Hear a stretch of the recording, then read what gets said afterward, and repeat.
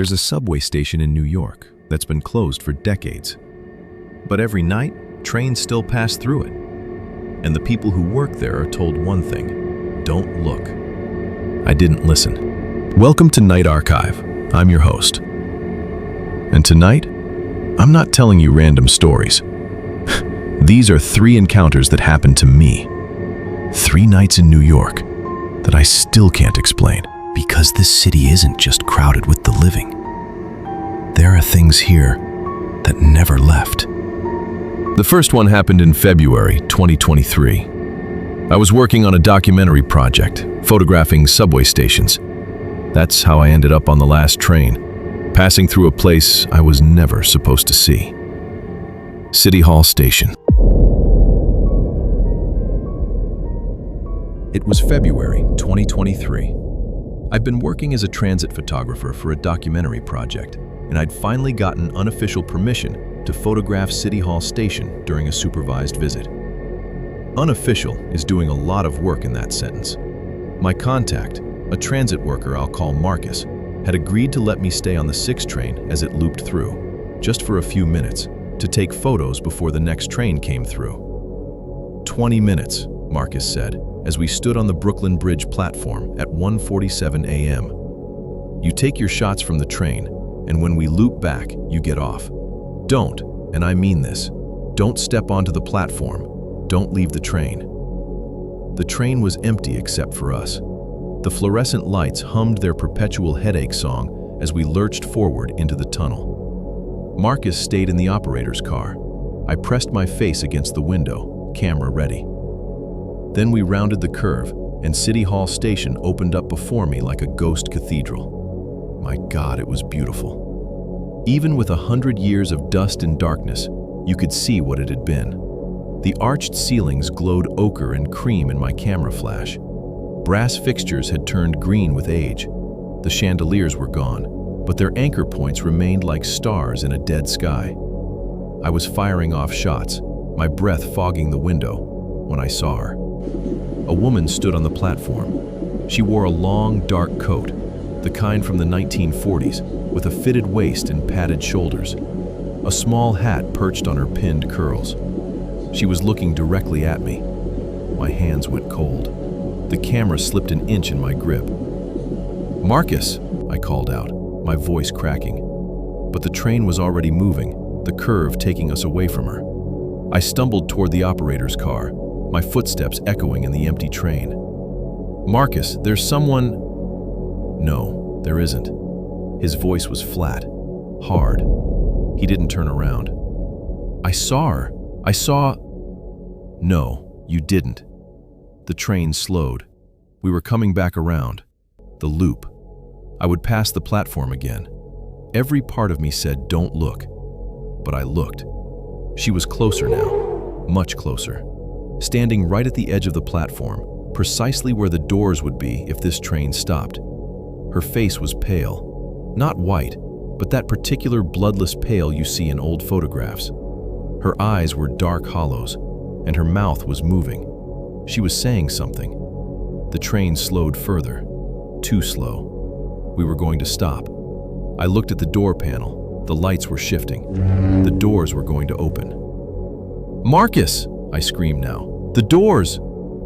"I know!" he shouted back, and I heard panic in his voice for the first time. "I'm not stopping the train. I'm not stopping it!" But we were. Slowing. 5 miles per hour. 3. The door panel lights continued their sequence. The woman raised her hand. A slow, deliberate gesture. Beckoning. That's when I saw them. Behind her. Dozens of them. Hundreds. Shadows that had the shape of people, pressed against the tiled walls, standing in the archways, filling every space of that beautiful, dead station. Some in clothes from decades past, others in rags. One man in a transit uniform from an era I couldn't place. All of them watching us. All of them perfectly, impossibly still. The door locks disengaged with that pneumatic hiss you hear 1,000 times a day in this city. The sound that means the doors are about to open. I grabbed a pole and held on like my life depended on it. Maybe it did. The woman on the platform smiled. Her teeth were wrong, too many, or too sharp, or both. She took a step forward. The lights in the train went out. Complete darkness. The kind of dark that presses against your eyes, that makes you forget what light even looks like. I heard breathing, not mine, not Marcus's. Dozens of shallow, wet breaths all around me in the dark. I smelled perfume, old perfume, like the kind my grandmother wore. Lavender and something else. Something underneath. Something rotted. The breathing was getting closer. I could feel movement in the air around me, sense bodies moving past me in the dark, even though I couldn't see them. Fingers, I swear to God, fingers brushed against my neck. Ice cold. I heard a voice directly in my ear, breath cold as January wind. Stay. Then the lights slammed back on, and the train lurching forward with a violent jerk that threw me to the floor. The doors, which had been half open, sealed shut with a bang. The acceleration pressed me against the floor as we shot forward, faster than any subway train should move in a tunnel. I scrambled up, looked back at the station receding behind us. They were all still there, a crowd of them pressed against the platform edge now, watching us leave. The woman in the front, she wasn't smiling anymore. She looked angry. Marcus didn't say a word until we pulled into Spring Street. When the doors opened, he turned to me, and I'll never forget his face. He'd aged 10 years in 20 minutes. That, he said slowly, is why we don't stop at City Hall. I tried to download my photos later that night. Every single shot of the station came out black. Not underexposed, black. Completely black. Except for one. The last photo on the roll showed the platform. It showed the woman. And it showed something behind her I hadn't seen in person. Something tall and dark with too many limbs, standing in the archway behind the crowd. I deleted that photo. I wish I could delete the memory. I still ride the subway every day. You have to in this city. But when the 6 train slows down at Brooklyn Bridge, when it makes that turn and loops through City Hall Station, I close my eyes. I keep them closed until I feel us speed up again, because I know they're still down there, waiting, patient as the darkness itself. And sometimes, late at night, I still smell that lavender perfume. Just for a second, just long enough to remind me that she hasn't forgotten. I've never told the MTA about what happened. Marcus transferred to a different line 3 weeks later. I heard he retired early. I tried to find him, to talk about it, but he disconnected his phone. To this day, I can't explain what I saw in City Hall Station. I've tried to rationalize it. Sleep deprivation, carbon monoxide, stress. But none of that explains the deleted photos. None of that explains why Marcus knew not to look. Some stations are closed for a reason, and some doors should stay shut, no matter how beautiful what's behind them used to be.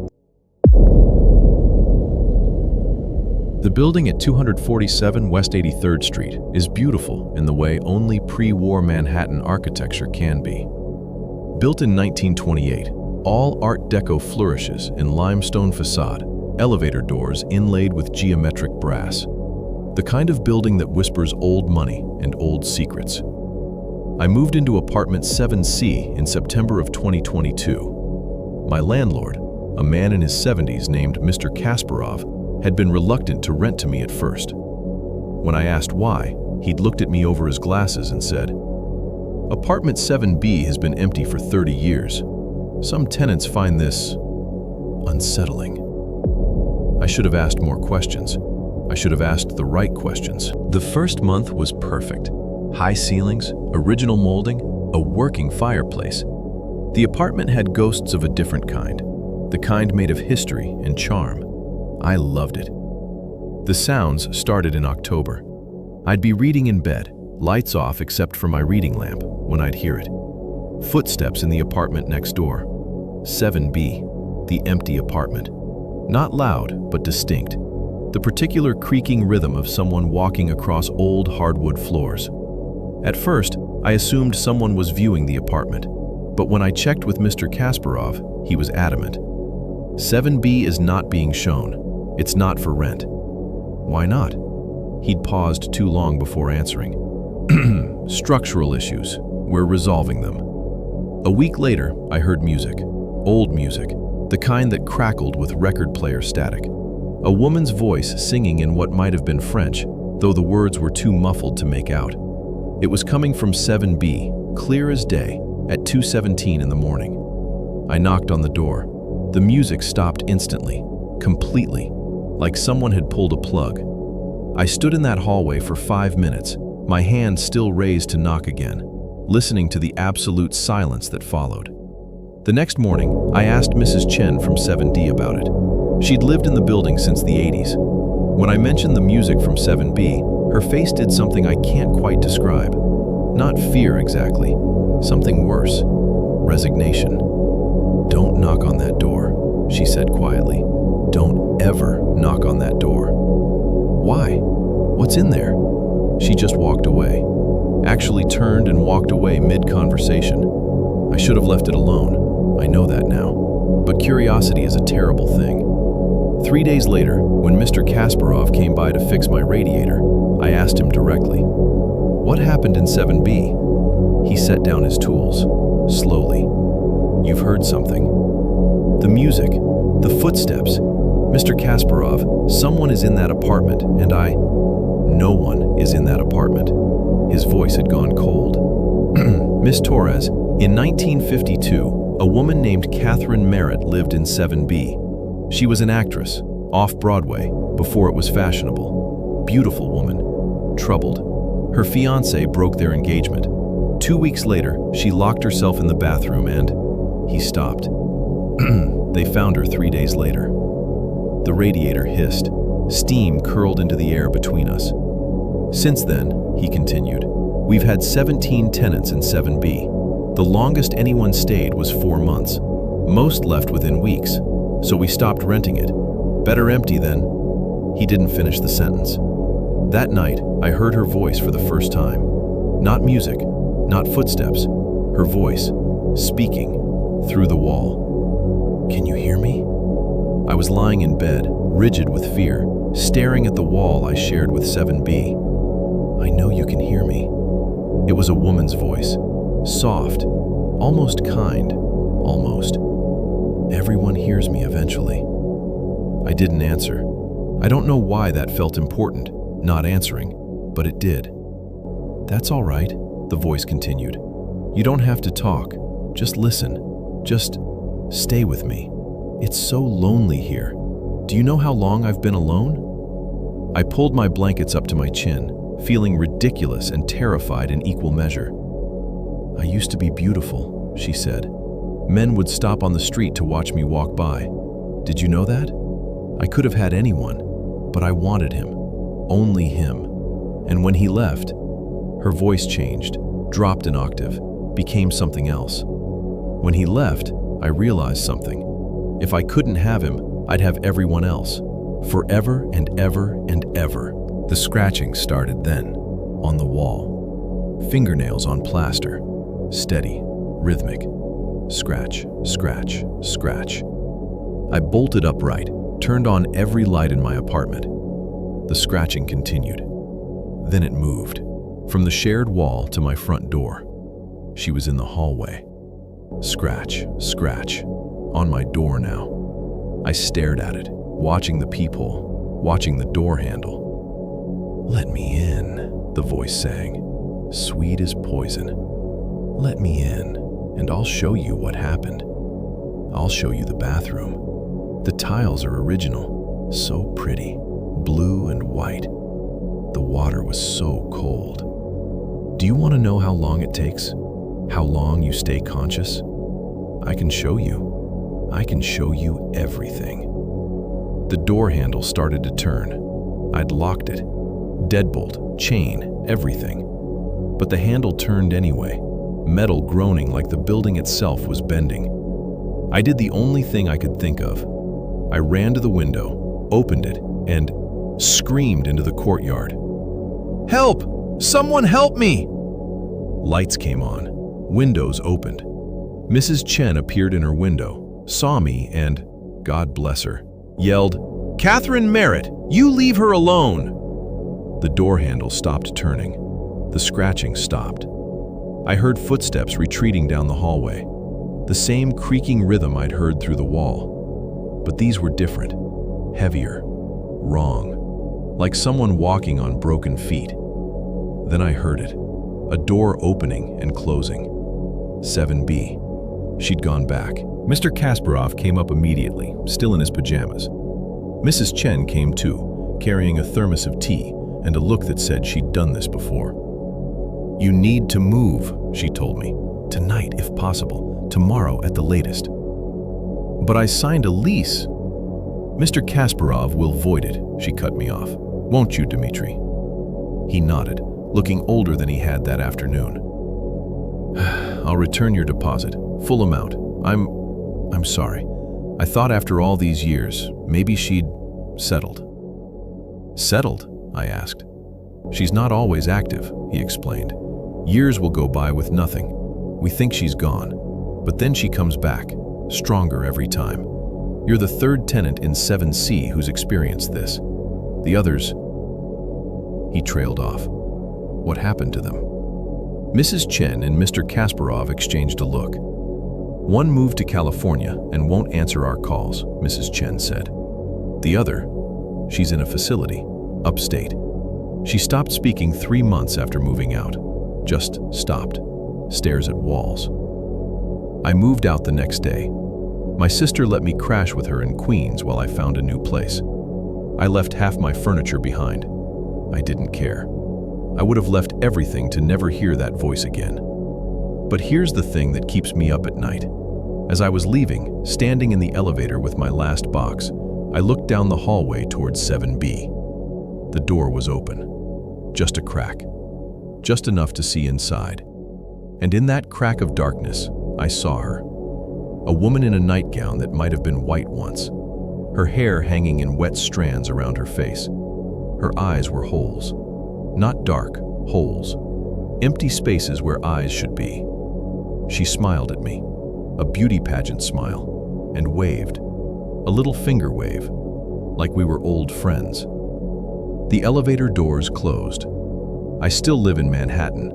Different neighborhood, new building, one built in 2015, nothing historical about it. But sometimes, late at night, I hear her voice. Not through walls, inside my head. "I know where you are," she whispers. "I'll find you. I always find everyone eventually." I've been to therapists, tried medication, tried everything. They all say the same thing: trauma, PTSD, auditory hallucinations brought on by stress. But I know what I heard. I know what I saw. And I know that 7B is still empty, still waiting. I looked it up on property records. It's been vacant since 1955. No tenant has successfully stayed a full year since Catherine Merritt died in that bathroom. They say some people can't let go, that rage and loneliness can burn so hot they warp the world around them, create a space where the living and the dead brush against each other. I believe them now. I believe because I've felt it. I've heard her voice and seen her smile. And sometimes, when I'm falling asleep, I swear I can smell perfume, lavender, and something else underneath, something wrong, and I know she hasn't forgotten me. Some apartments should never be occupied. Some doors should stay locked forever. And some tenants never really leave. Hart Island sits in Long Island Sound, just off the Bronx coast. Over 1 million people are buried there. The unclaimed, the unknown, the forgotten. New York's Potter's Field. For over 150 years, it's been where the city sends those who die with no one to claim them. Until 2021, it was off limits to the public. Managed by the Department of Correction, accessible only by special permit, the island held not just the dead, but also abandoned buildings, a psychiatric hospital, a workhouse, Nike missile silos from the Cold War. In October 2022, I went there on a historical research permit. I study urban burial practices. I've been to cemeteries all over the world. Paris's catacombs, Prague's old Jewish cemetery, New Orleans' St. Louis Cemetery. I'm not afraid of the dead. I wasn't afraid until Hart Island. The ferry ride over was short, just 15 minutes from City Island. The Department of Parks escort, a woman named Raquel, went over the rules. Stay with the group. Don't wander off. The trenches where they bury the dead, stacked coffins, 100 to a plot, were off limits. We'd be visiting the old chapel and the remaining historical buildings. And don't talk to anyone who isn't wearing a Parks Department uniform, Raquel added as we approached the dock. Who else would be here? Someone in our group asked. Raquel's expression didn't change. Exactly. There were 8 of us in the group, historians, a journalist, a documentary crew. We disembarked onto a crumbling dock. The island stretched before us, overgrown and desolate. Birds wheeled overhead, their cries sharp in the cold October air. The buildings rose out of the brush like ancient teeth, brick facades collapsing, windows like empty eye sockets. And everywhere, the knowledge that beneath your feet were the dead, over 1 million of them. We toured the chapel first, a small, haunting building with a collapsed roof. Light streamed through the holes, illuminating dust motes and decay.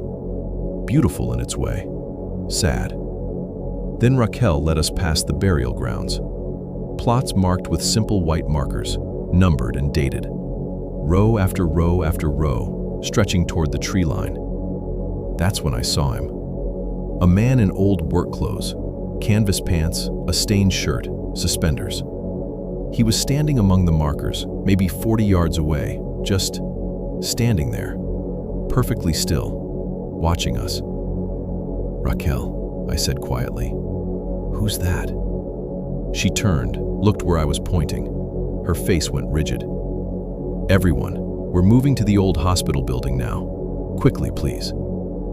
"But now!" The word came out sharp. We hurried after her, but I looked back. The man was still there, still watching. And now I could see his face was wrong. Not deformed, but too smooth. Like a wax figure. Like something trying to look human, but not quite succeeding. At the hospital building, Raquel made a phone call. Short, terse. When she came back, she looked shaken. "We're cutting the tour short," she announced. "The ferry is coming back early. Everyone needs to stay together." "What's wrong?" the journalist asked. "There's no one else authorized on this island today," Raquel said. "If you see anyone who isn't in our group, do not approach them. Do not speak to them. Come find me immediately." "But we saw—" "I know what you saw," she cut me off. "Let's go." The walk back to the dock should have taken 10 minutes. We were moving quickly, Raquel practically jogging when the fog rolled in. I've lived in New York my entire life. I've seen fog. This wasn't fog. It came from nowhere, thick and white, swallowing the path ahead in seconds. The temperature dropped 20 degrees. I could see my breath. It was 65 degrees when we got off the ferry. Now it felt like winter. "Stay close," Raquel shouted. "Don't stop moving." We pressed together, a tight cluster of people stumbling through white nothing. I could barely see the person in front of me. The ground beneath our feet seemed to shift, soft where it should have been solid. Then I heard them. Voices in the fog. Dozens of voices, hundreds, whispering all at once, overlapping, incomprehensible. A susurrus of sound that seemed to come from the ground itself. Someone in our group started crying. The documentary crew's sound guy dropped his equipment and ran into the fog. We heard him shouting, his voice getting farther away. And then, nothing. He was just gone. "Stop!" Raquel screamed into the fog. "Carl, come back!" But there was no answer. Just those voices, getting louder, more insistent. And then they started to separate, individual voices emerging from the mass. "Why did you leave me here?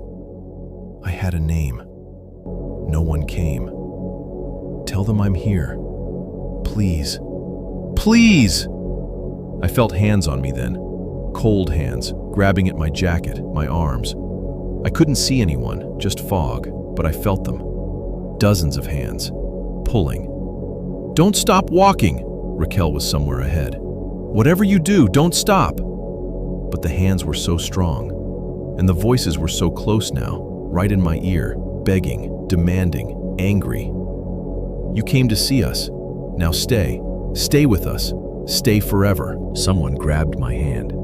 I almost screamed, almost tore away, but then I heard Raquel's voice. "Hold on to me! Everyone form a chain! Hold on!" We linked up, hand to hand, blind in the fog, and Raquel pulled us forward. I don't know how she knew where to go. The hands kept grabbing, kept pulling, but we held on to each other. Then I saw them. Figures in the fog. Dozens of them, then hundreds, materializing from the white. Men, women, children, all in clothes from different eras. Depression-era workwear, 1980s street clothes, hospital gowns. Some recent, some very old. All of them watching us with eyes that held nothing but desperate, terrible need. "Don't leave," they said in unison, a chorus of the forgotten. "Don't leave us here alone." A child stepped forward. Couldn't have been more than 7 or 8. She wore a stained dress, her hair matted. She reached out to me.